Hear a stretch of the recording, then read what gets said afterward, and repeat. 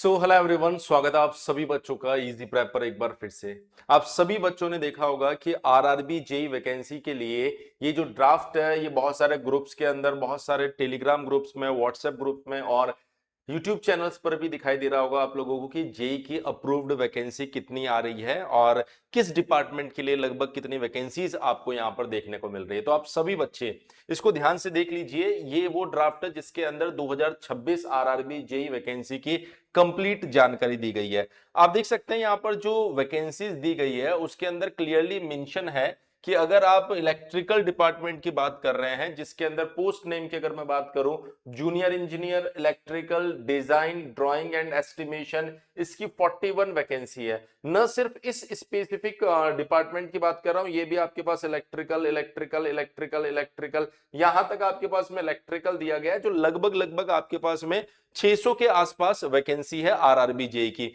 उसके बाद अगर आप देखें तो उसके बाद की जो वैकेंसी है ब्रिज डिजाइन एंड ड्राइंग, ये सिविल की वैकेंसीज है। और अगर आप सिविल की वैकेंसीज को देखें तो आप यहां पर फोकस कर सकते हैं 44 198 45 9 7 8 13, इस तरीके से लगभग लगभग यहां तक आपके पास में सिविल की वैकेंसी आ रही है, जो लगभग जब आप इसको ऐड करके देखोगे तो 1550 से 1650 के आसपास की है। और वहीं अगर आप बात करेंगे मैकेनिकल की वैकेंसी तो आप देख सकते हैं 450 35 28 40 45 130 8 436 29 6 6, ये जो वैकेंसी आ रही है मैकेनिकल की लगभग 1200 के आसपास की वैकेंसी है। ऐसे ही अगर आप ईसीई डिपार्टमेंट से या सीएस आईटी से हैं तो आपकी वैकेंसी लगभग 300 के आसपास वैकेंसी आ रही है। सो ओवरऑल अगर आप टोटल वैकेंसीज को यहां पर देखें तो 4098 वैकेंसीज आपके पास में, जो कि एक बड़ा नंबर है। अगर आप ये चाहते हैं कि सर हमें आरआरबी जेई एग्जामिनेशन को पहले ही अटेम्प्ट में क्रैक करना है,